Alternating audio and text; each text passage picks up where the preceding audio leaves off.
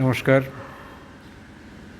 ছোটোবেলায় ভবিষ্যৎ নিয়ে খুব কৌতূহল ছিল, খুব জানতে ইচ্ছে করতো আমার কি হবে, কি হতে পারে। ওই লোকে জ্যোতিষীর কাছে যায়, আমরা বন্ধুদের কাছে হাত দেখাতাম, এ বলে দে না, যে একটু জানতো, আচ্ছা আমার কী আছে রে, আমি কী হব রে। অর্থাৎ ভবিষ্যৎ নিয়ে আমাদের খুব কৌতূহল। বুড়ো হয়ে গেছি, কিন্তু কৌতূহল এখন আর নেই। এখনও ভবিষ্যৎ নিয়ে আশঙ্কা তৈরি হয়েছে, কী হবে ভবিষ্যতে। সেই কী হবের মধ্যে একটা পর্ব আছে, আমি ভোট এলে ভোট দিই, কিন্তু এই ভোটটা আর কতদিন দিতে পারবো? ভোট দেওয়ার অধিকারটা কি আমার আর থাকবে? আমি কি আর যে সাংবিধানিক অধিকার বলি সেই সাংবিধানিক অধিকারটা আমার থাকবে? চারিদিকে যা কিছু হচ্ছে, এনআরসি ইত্যাদি ইত্যাদি, তাতে ভয় ধরে। অর্থাৎ যে কোনোভাবে যেন আমার এই অধিকারটাকে কেড়ে নেওয়ার একটা চক্রান্ত হচ্ছে। নাগরিকই যদি না থাকি, তাহলে ভোট দেবো কী করে? ভোট নিয়ে দু চারটে কথা বলি। ভারতীয় গণতন্ত্রে সব মানুষের সমান অধিকার, অর্থাৎ আর কিছুতে থাক না থাক, ভোটের ক্ষেত্রে আছে। খাদ্যে সমান অধিকার না থাকতে পারে, বাসস্থানে না থাকতে পারে, পোশাকে না থাকতে পারে, জীবনের প্রতিটি পর্বে না থাকতে পারে, কিন্তু ভোটের ক্ষেত্রে আছে বলেই ভোটের সময় দল বেঁধে নেতারা আমাদের কাছে আসেন। এই সমানাধিকার ব্যাপারটা এক শ্রেণীর মানুষের পছন্দের ছিল না।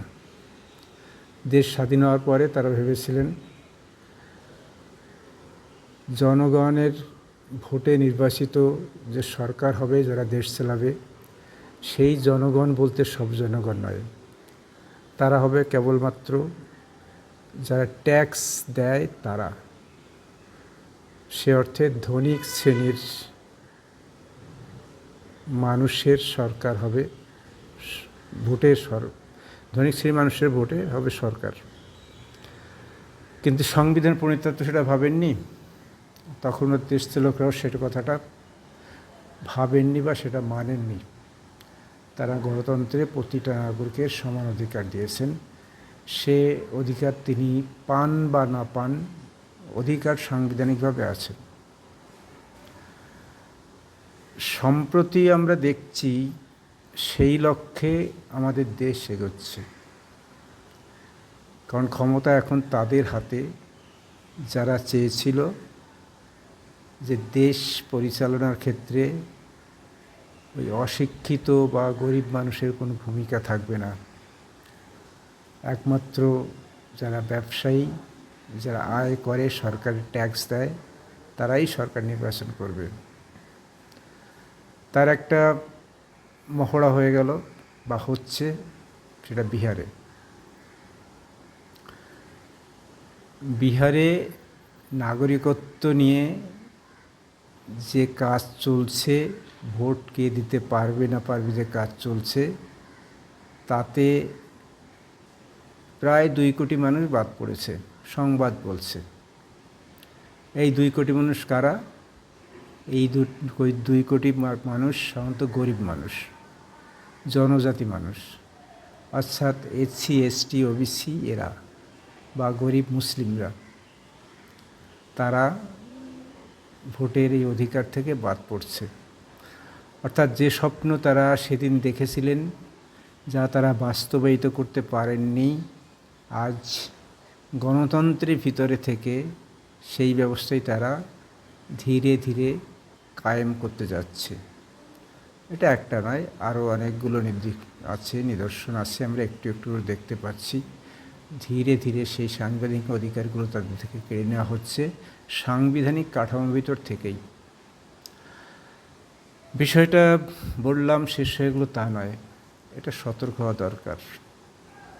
আপনি আমি যদি গণতন্ত্রপ্রিয় মানুষ হই, যদি ভাবি প্রতিটি মানুষের সমান অধিকার পাবার ক্ষমতা আছে, পাবার অধিকার আছে, সেটা কবে সেটা আদায় করে নিতে পারবে না পারবে বা শাসকরা দেবে না দেবে সেটার থেকে বড় কথা এখনও পর্যন্ত সাংবিধানিক অধিকার আছে। সেই সাংবিধানিক অধিকার ভিন্নভাবে খর্ব করার চেষ্টা হচ্ছে এবং এই চেষ্টাতে একমাত্র রুখতে পারি আমরা সাধারণ মানুষরা সংঘবদ্ধ হয়ে একসাথে গলা মিলিয়ে মারামারি করে নয়। আমি আপনার সাথে মারামারি করব, আপনি আমার দোষ ত্রুটি দেখবেন, এইটা করে আমরা হইহুল্লা করব। আর যারা স্বার্থের জন্যে লোক কাজ করছেন তারা স্বার্থ সিদ্ধি করে বেরিয়ে যাবেন।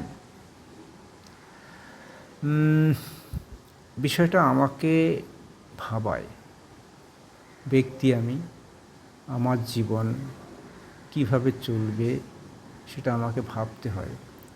কালকে আমি তো ওইভাবে পড়তে পারি, কোনোভাবে না কোনোভাবে আমাকে তার সঙ্গে যুক্ত করে দিতে পারে যদি আমি তাদের মনোমুদ্ভূত না হই। এই তাদের মনোভূত হওয়ার জায়গাটা আর গণতান্ত্রিক অধিকারটাই এক নয়, সেটা আমাদের একটু ভাবা দরকার, একসঙ্গে সংঘবদ্ধ হয়ে থাকা দরকার। এটাই আজকের বলা। ভালো থাকবেন, সুন্দর থাকবেন।